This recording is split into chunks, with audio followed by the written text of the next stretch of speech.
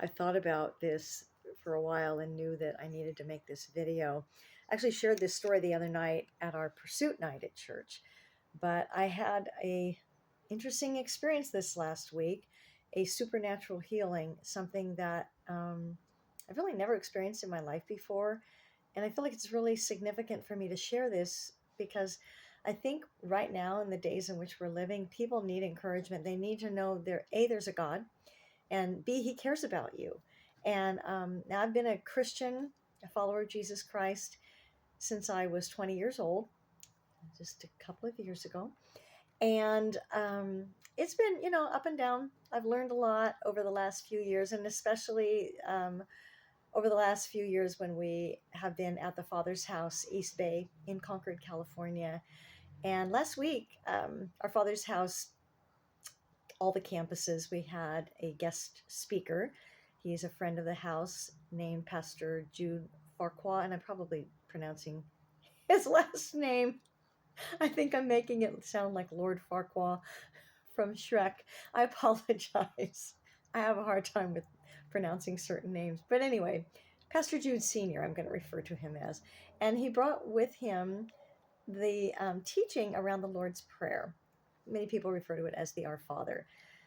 But in it, one of the most significant parts of it was him talking about having, in a sense, relational equity with our Heavenly Father, that we get to call him Abba.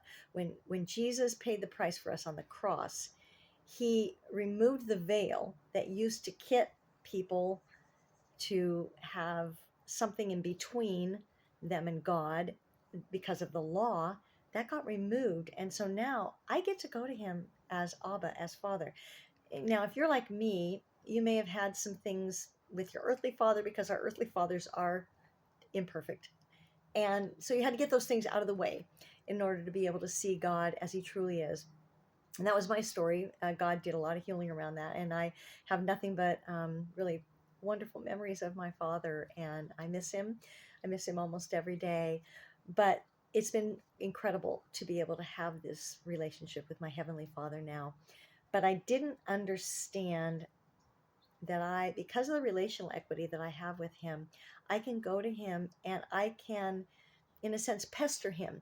There's a story in the Bible that Jesus talks about, and it's a persistent widow that goes before a judge. And even though the judge himself is an unjust judge, uh, because this woman persists so much, he gives in to her and he grants her what she wants. Well, God is a just judge and he is perfect. And he's also my Heavenly Father, and he loves me, and he wants to give good gifts to his kids. Okay, so that's all the background. So here's the situation. 2 years ago, I discovered that I had a retina tear, a detached retina. I went in and had two surgeries. The first surgery was where they attached something that's called a scleral buckle. And when this particular doctor did it, he put something almost like a ring around it as a support for it. Now, unfortunately, the scleral buckle was not enough. So I did have to go in and have a vitrectomy, which is a second type of surgery, just to make sure that it really held well. So probably about 8 weeks ago, I started noticing that this is the eye, by the way. I started noticing that eye was feeling kind of scratchy, and I started to have mucus that would kind of cover every once in a while and make it blurry, make it hard for me to see. And I thought I must have allergies or something, but I did call the retina specialist. He called me back, explained to him, and he said, it's sounding more like dry eye and maybe allergies, so check back with your optometrist. And so I needed to go get my eyes checked anyway. So I went to my optometrist. She could see on the imaging, she could see the mucus and see that it wasn't moving. But she said, maybe it's an infection. So she gave me an antibiotic, which I tried. I tried an allergy drop. Neither of those worked. And then last weekend, probably late Friday, I started noticing it really felt like I had a foreign object in my eye. And I thought, this is driving me crazy. And so, of course, it happens on a weekend, right, when they're not there in the office. So Monday, I called the retina specialist office, and they said, that's not really an issue with your retina. It sounds like, you need to go ahead and see a regular ophthalmologist because it's probably an eye infection. And I thought, okay, I did not have a regular ophthalmologist. So here's miracle number one. I'm involved with a big group of women at our church where we have some of us are mentors and then we have mentees. We gather once a month, times of worship and seeing what God's doing in our lives.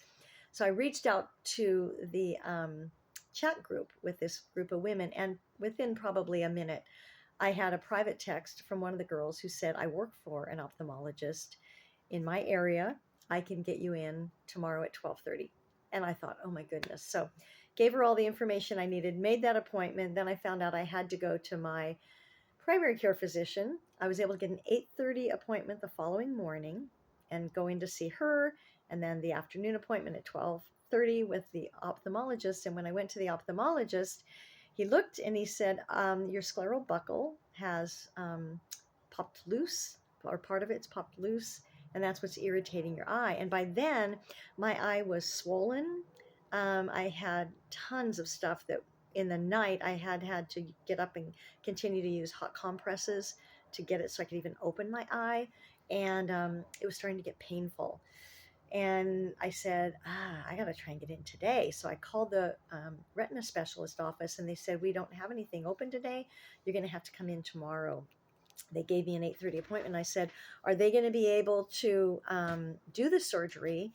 And she said, no, they're just going to examine it. And then you'll have to go ahead and schedule another appointment for the surgery. And I was thinking, I'm already starting to have this hurt and I don't want to have it go longer, but I didn't think there's really anything I could do. So I arranged for another friend to come pick me up. And here's the other thing that I want to say, how important being in community is, because I'm involved with that women's group that I told you about, which is part of our small group ministry. My husband and I have a married couples small group that meets at our home on Monday nights. And then I just closed out a small group that I was doing that was a women's small group. And then my husband has a men's small group that meets at our home on Saturdays. So obviously we believe in small groups and in the power of community. Well, I reached out the first day to one of the girls that had been in my women's small group. The second day, a woman that was in my couples married small group, because my husband was out of town when all this happened. He was traveling for work. Great timing, right? So that just showed me that, you know what, I'm never alone. I always have people that I can call on and depend on. And so if you're not in a small group, I really want to encourage you. Get in a small group, get in community.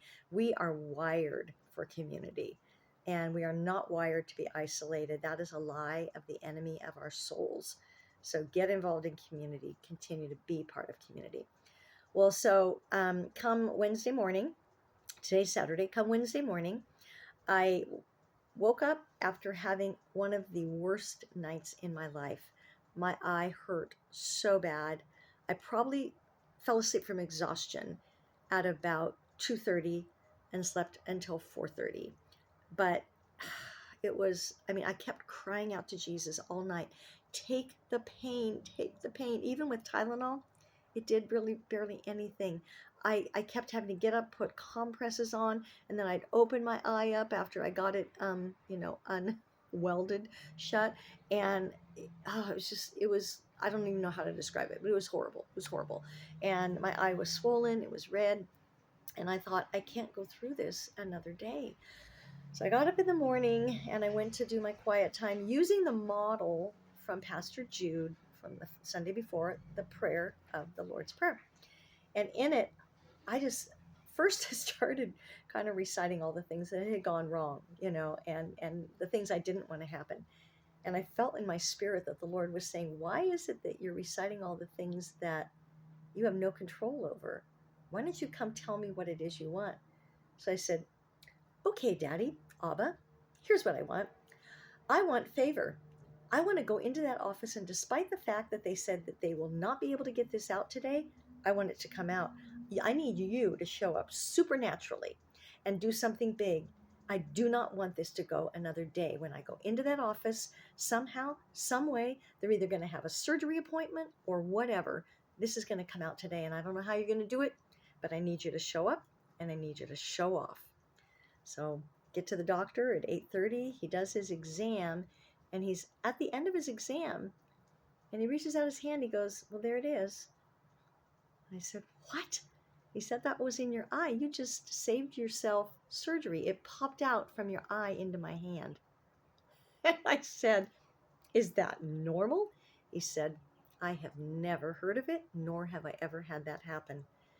So I told him, well, I know why it happened. I talked to God this morning and I told him to show up in a supernatural way and do something that's miraculous.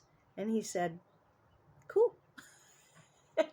And then had me go and schedule an appointment. But I just have to tell you how incredible it was to see the hand of God work in such a miraculous way. And you know what? He wants to work in your life. So go to him, talk with him just like you would a daddy. And if you didn't have a great relationship with your earthly dad, ask God to heal that. Ask him to heal your daddy wound and to show you the kind of father that he is and how he wants to love on you. I just pray for a blessing for you today and that you will begin to see yourself as the Abba Father sees you, the apple of his eye, and he is so ready to shower you with blessings.